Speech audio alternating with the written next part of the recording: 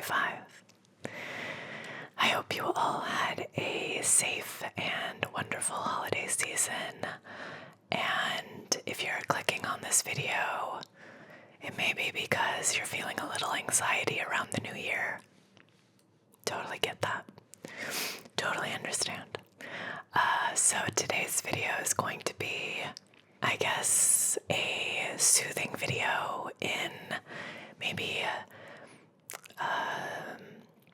giving you some things to think about, to maybe take some pressure off of yourself in the new year, while also, of course, giving you some encouragement, because it is always beautiful to see the future as a clean slate, especially if you feel like you've been stuck or stagnant. So I just wanted to have this video as a place of comfort, encouragement, and I don't know if words of wisdom is the best way to put it, but maybe just my own thoughts on the new year.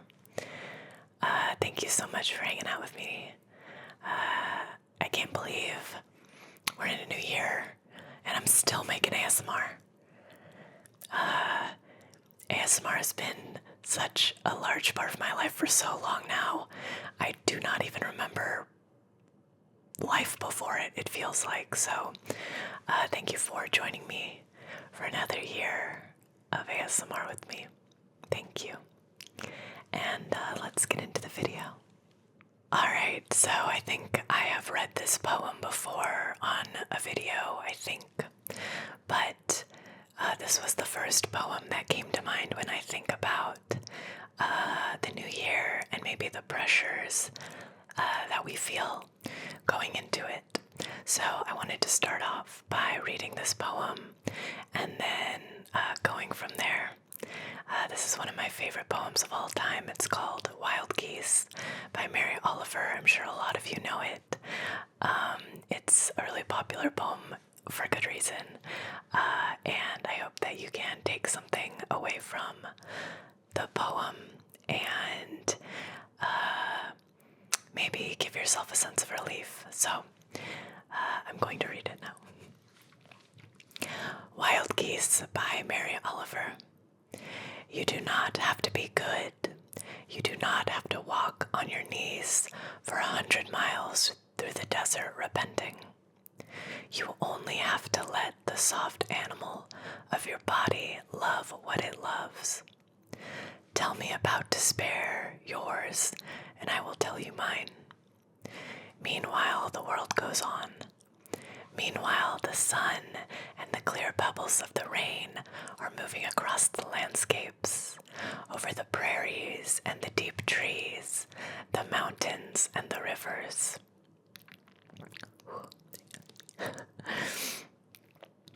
Meanwhile, the wild geese, high in the clean blue air, are heading home again.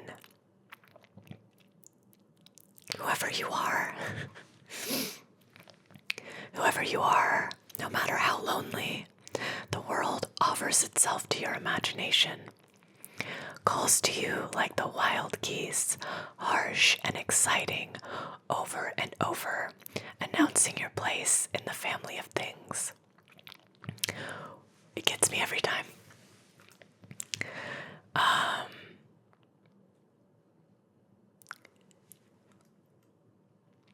There is a sense of, I like this poem because not only does it give you a sense of relief that you only have to let the soft animal of your body love what it loves, right? It gives you a sense of just being, just the sense of being, period, while also opening up your eyes. Meanwhile, the world goes on.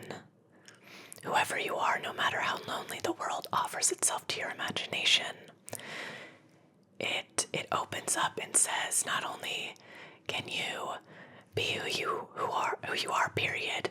That's it, just being yourself, being at a stasis is enough. But also there is so much out there. The world is offering itself to you. And I think it does a really good job of not putting pressure to be like, there's so much to go do. but it does let you imagine the possibilities of what the world will offer you. So I think it has that really beautiful balance of what I think people should be going into the new year thinking, right? I think the new year can be overhyped. It's also a way to sell you things. It's a way to tell you you're not good enough and that you need X, Y, and Z to be better, to be the best version of yourself, right? So I think that's something that's frustrating going into the new year. A pressure to change things like that. This idea that whatever you've been doing is not enough and that there's more to do. So there's that aspect of it. And also, there's this new clean slate ahead of you. It doesn't all have to happen at once, but there is openness, newness, a whole year ahead of you. So I think, in my opinion, in my experience, having that balance is really where I think people can thrive in the new year. It's just another day. It's just another month. But if you're feeling stuck, if you're feeling stagnant, if you're feeling like there's more you want to get out of life, whether that's small or big, allowing yourself to see this as an opportunity to try new things, to open up your world, to create habits that feel healthy and fulfilling. I think that is the beautiful place to be in the new year. And I hope that me explaining it like that, for those that may be feeling a sense of dread or anxiety that this is going to be just another year that I struggle or I don't do what I want to do, maybe give yourself a little bit of a break.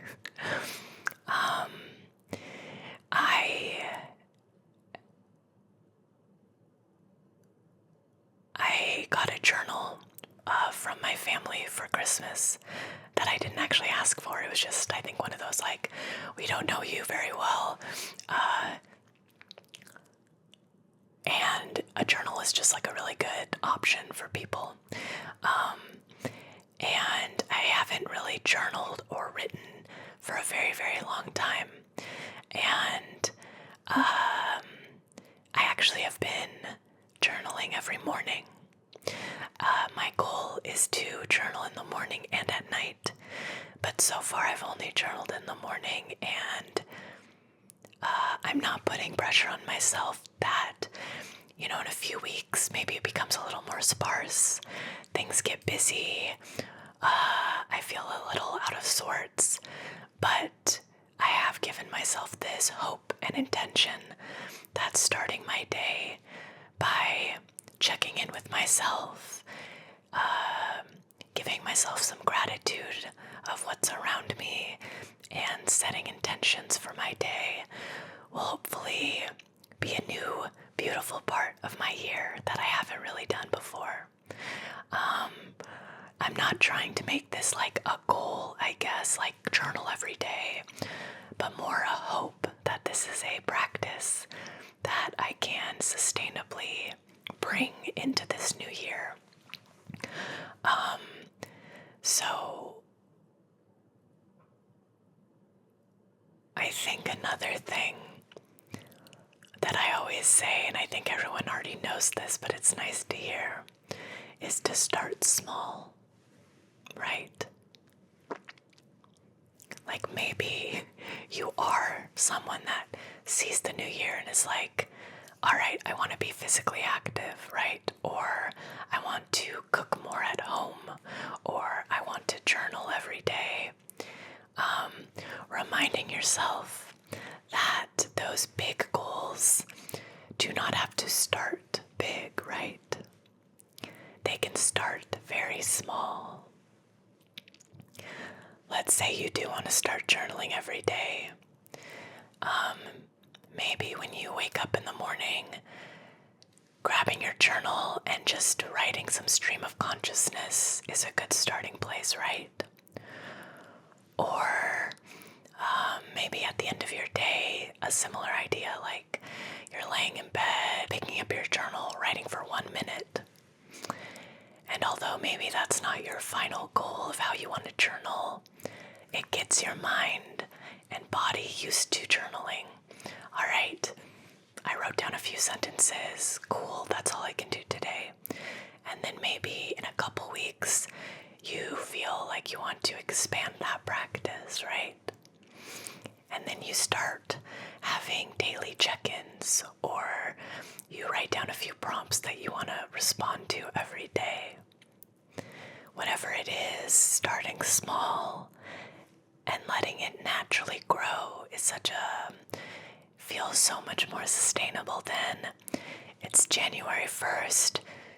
I'm getting my ass in the gym today, tomorrow, the next day, or I'm canceling my DoorDash subscription and I'm buying groceries and I'm cooking every meal at home. Although those are beautiful and wonderful goals, it's really hard to sustain something that you've never done before consistently.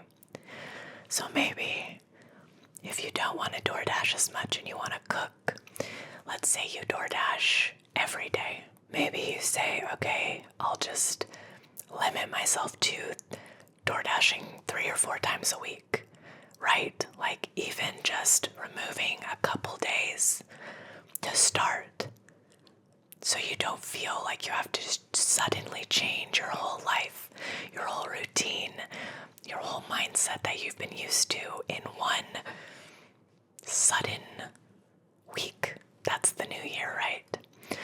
And I don't say these things as if you probably don't already know them. But it is sometimes nice to hear someone else tell you that it's okay, that you don't have to do it all at once. It's nice to hear someone say that what you're doing now isn't inherently bad, and that any improvements you want to make is amazing, but you don't have to punish yourself for the way you have been living. I think punishment is such an easy way we think is going to change our mind, our habits, our lifestyle. If I punish myself, that's going to get myself going, when I know for myself, punishment never lasts very long. So I think grace and understanding, patience, and small steps is so much more sustainable and also so much easier on yourself. You deserve kindness even if you feel like you've been slacking, you know. I've had my own struggles with laziness, some because of mental illness and some just because that's all I've known. My drive and productivity has never been my strong point. And so whether it was my mental illness making me struggle to do things, or if I just got comfortable and lazy because of my lifestyle, it's really easy to be hard on yourself and be like, well, just do better. But very few times have I been harsh on myself, and it's just magically changed my life. I think discipline and making hard choices is a part of the process, but you don't have to punish yourself in the process of that, you know. You are so beautiful. You are so capable. No matter if you do not change one thing this year, right? But I know that you can if you want to. I also think it's beautiful to allow yourself one small change throughout the year. Even if you change one small thing in your life this whole 2025, that's still progress, right? And so I think comparison is awful. I think huge lofty goals that you feel like you have to stick to can be unsustainable.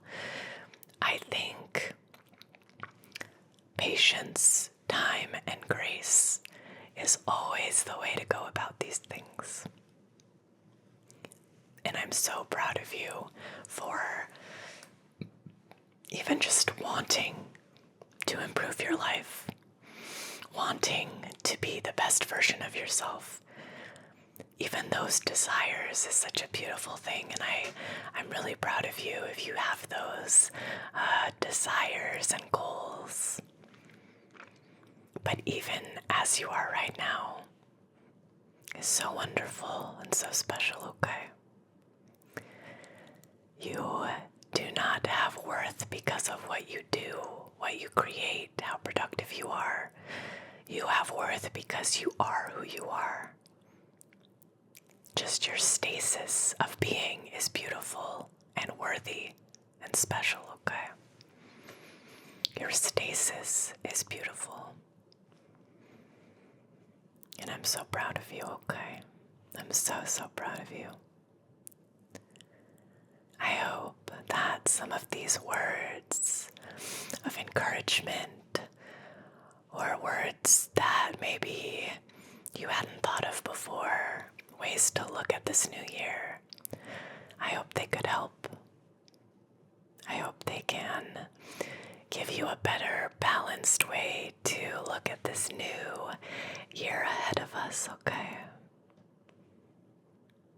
You are loved and you are worthy, okay? Just by existing. And I never want anyone to tell you otherwise. Especially not all this nonsense that is gym memberships and expensive new planners and cooking box subscriptions and the things that, although may help, is not the end-all be-all, is not the buying of things, is not the big immediate life changes, you know? I hope you know that. I love you. Please take care of yourselves and those around you, okay? And of course, I hope that you have a good new year and a good rest of your night.